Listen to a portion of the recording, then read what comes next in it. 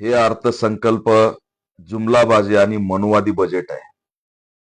अनुसूचित जाती जमातीच्या सामाजिक न्यायाच्या बजेटमध्ये 10,000 कोटीची कपात करण्यात आलेली आहे.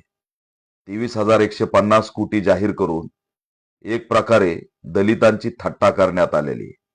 शिक्षण महाग होतंय, घरकुलांचे असणारे मटेरियल महाग होतंय, पण त्या अनुषंगाने बजेट वाढत नाही. आज जर अनुसूचित जाती जमातीच्या सामाजिक न्यायाचा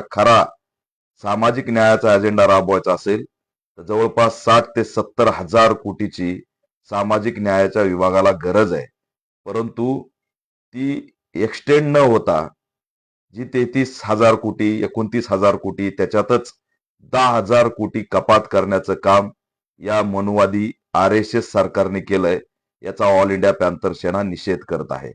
फॉरेन शिष्यवृत्ती असेल, सुधार योजना असेल, शैक्षणिक योजना असतील, तरुणांच्या कर्ज प्रकरणासंदर्भातील योजना असतील, याच्यात कोणतीही मोठी घोषणा करण्यात आलेली नाही. केवळ भरीव भरीव भरीव नावाचं गाजर सगळ्याच घोषणांमध्ये केलेलं या अर्थसंकल्पात दिसतं.